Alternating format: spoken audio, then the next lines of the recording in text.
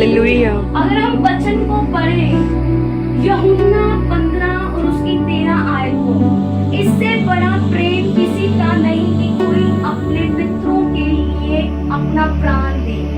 जो आज्ञा मैं आज तुम्हें देता हूँ, यदि उसे मानो तो तुम मेरे मित्र हो।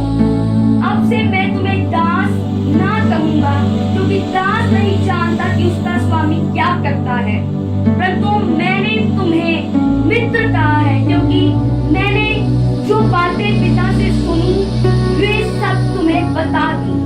तुमने मुझे नहीं चुना, परंतु मैंने तुम्हें चुना है, तुम्हें नियुक्त किया है कि तुम जाकर फल लाओ और तुम्हारा फल बना रहे। तुम मेरे नाम से जो कुछ मेरे पिता से मांगोगे वह तुम्हें दे। इन बातों की आज्ञा मैं तुम्हें इसलिए देता हूँ कि तुम एक दूसरे से प्रेम रखो। बाइबल हमें ये बताती है कि परमेश्वर ने यूहन्ना 15 और उसकी 13 में लिखा है कि कहा कि मैंने तुम्हें अपना मित्र कहा है, क्योंकि मित्र अपने मित्र के लिए जान देता है। हालेलुया। हमारे यीशु मसीह ने हमारे लिए जान दी। हालेलुया। वो हमारे लिए इस धरती पर आया, मारा गया, गाड़ा गया, तीसरे दिन मुर्दों में से जी उठा। पर आज अगर एक इंसान अपने मित्र को धोखा दे, क्या वो मित्र उस पर विश्वास करेगा? वो कदापि उस पर विश्वास नहीं करेगा। क्योंकि अगर मैं किसी से प्रेम रखती हूँ, अगर हम अपने माता पिता से प्रेम रखते हैं, तो हम उससे झूठ नहीं बोलेंगे। अगर एक हस्बैंड अपनी वाइफ से झूठ बोले तो उसे कैसा लगेगा? उसे अच्छा नहीं लगेगा। अगर अपनी वाइफ और अपने हस्बैंड से झूठ बोले उसे कैसा लगेगा? उसे अच्छा नहीं लगेगा। पर अगर वो दोनों एक दूसरे के विरुद्ध होकर किसी और शख्स की तरफ देखें, तो वो क्या करेगी? तूने मुझे धोखा क्यों दिया? पर हमें नहीं लगता कि आज का एक इंसान वैसा ही कर रहा है। बाइबल ये बताती है तुम मुझे धोखा देते हो और तुम फिर मुझे बताते हो मैंने तुम्हें इस बारी जिंदगी में ये क्यों किया? क्योंकि बाइबल ऐसा बताती है तुम मित्र हो। अगर तुम मेरे मित्र बनना चाहते हो तो पहले मेरी आज्ञाओं को मानो। एक मित्र तब भी मित्र बन सकता है जब वो उसकी आज्ञाओं पर चलता है। अगर मैं अपने मित्र से प्रेम रखती हूं तो मैं उससे प्रेम रखूंगी, मैं उसे कभी नाराज नहीं करूंगी। मैं ये नहीं चाहूंगी कि वो मुझसे नाराज हो, मुझसे हर्ट हो, मेरी जिंदगी से दूर हो, क्योंकि मैं उससे प्रेम रखती हूँ। और मैं जब उससे प्रेम रखती हूँ तो वो मुझसे भी प्रेम रखेगा। वो अपनी गहरी बातें मुझे बताएगा, वो अपने गहरे भेद मुझ पर जाहिर करेगा। वो जो स्वर्ग का, कायनात का बनाने वाला मालिक, वो मुझे वो सारी बातें जो बाइबल में लिखा है, जो गुप्त बातें जो अभी तक मैंने नहीं बताई, मैं वेद को प्रकट करूंगा। हालेलुया। हालेलुया। पर मैं आपसे क्वेश्चन पूछना चाहती हूँ। मायने ये नहीं रखता यहाँ पे 2 या 3 या 4 कोई भी क्यों ना हो, पर आज हमें अपने आप से एक सवाल करना है कि क्या वो भेद जो यीशु मसीह पर थे, जो यीशु मसीह कहता है मैं तुम पर जाहिर करूंगा, वो पवित्र आत्मा के जरिए, क्या वो आज आप पर भेद जाहिर हो रहे हैं? ये सवाल है कि क्या वो भेद जाहिर कर रहा है? बाइबल ये बताती मैं तुझे कभी ना छोड़ूंगा और कभी ना त्यागूंगा। जब यीशु मसीह ने आपको बुला लिया, अगर आप उसकी आज्ञाओं पर नहीं चलते, कभी चला कभी नहीं चला, कभी चला कभी नहीं चला, तो वो क्या करेगा? वो रोटी देना नहीं छोड़ेगा, वो प्यार करना नहीं छोड़ेगा, क्योंकि वो कहता है कि एक रूह भी नाश हो, मैं ये नहीं चाहता। मेरा बच्चा जब मेरे नाम से मांगता तो मैं उसे देता हूं, पर एक बात वो याद रखे, वो मेरा मित्र कभी नहीं बन सकता। वो दास है, मित्र नहीं। क्योंकि बाइबल ऐसा बताती है, यूहन्ना 15 उसकी 13 में लिखा है मैं मित्र पर अपने भेदों को जाहिर करता हूं। पर अगर आपको आज जांचने की जरूरत है, आप मित्र हैं या दास बने बैठे हैं। परमेश्वर आप पर अपने भेद जाहिर नहीं नहीं कर रहा। जो परमेश्वर की आज्ञाओं के खिलाफ है, हम आज वही कर रहे हैं। परमेश्वर ने कहा कि तुम मेरी आज्ञाओं को मानो, पर बीच बीच में गाली मुझसे निकलती है। झूठ मैं बोलता हूं, दूसरों को धोखा मैं देता हूं, पीठ पीछे मैं किसी के लिए गाली बक देता हूं, तब भी मेरे मुंह से आए। बाइबल ये बताती है कि मुंह से गाली देने वाला, धोखा देने वाला, जेलसी करने वाला, झूठ बोलने वाला परमेश्वर के स्वर्ग में प्रवेश नहीं कर पाएगा। मैंने खुदा से कहा, खुदा तू हर वक्त मुझे बताता है कि नेक्स्ट ईयर क्या होने वाला है, और आज तू मुझ पर जाहिर नहीं कर रहा।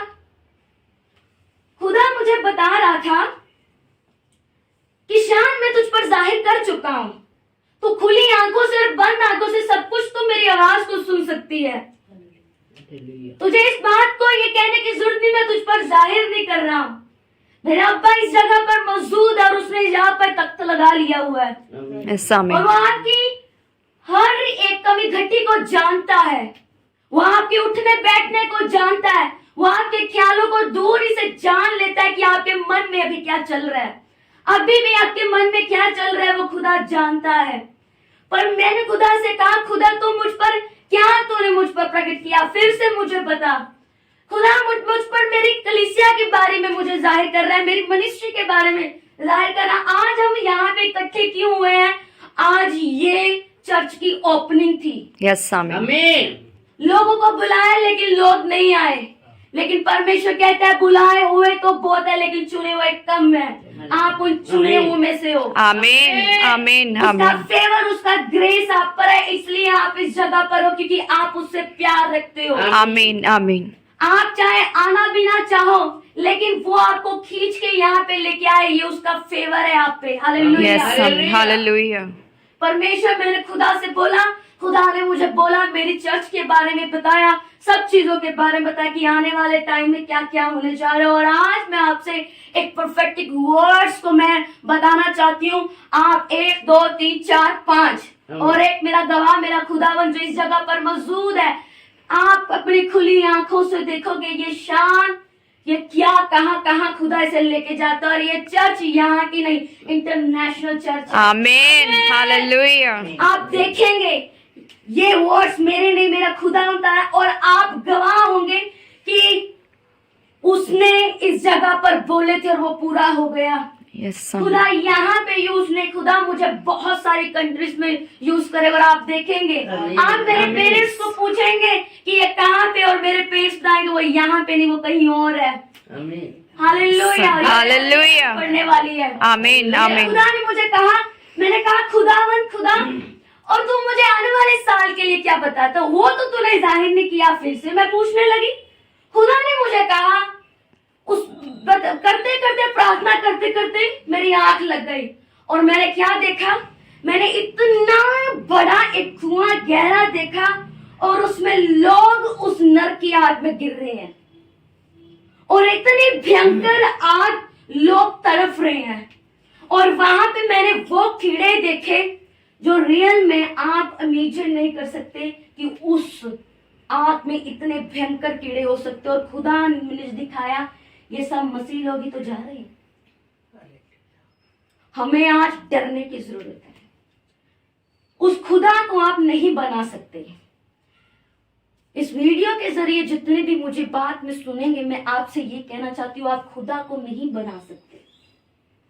आप अपने आप को धोखा दे सकते हो, आप इंसानों को धोखा दे सकते हो, आप लोगों को धोखा दे सकते हो, हस्बैंड वाइफ अपने आप को धोखा दे सकते, एक दूसरे को धोखा दे सकते। पर यहोवा यरी, जिसने पूरी कायनात को बनाया, जिसने माता गर्भ में रचने से पहले उसने आपको बनाया, और जब जब आपकी नाड़ियां बनती जाती थी, आपकी हड्डियां बनती जाती थी, तब वो आपकी देखभाल वहां पे कर रहा था। वो जानता है कि ये क्या लोग क्या क्या कर सकते हैं।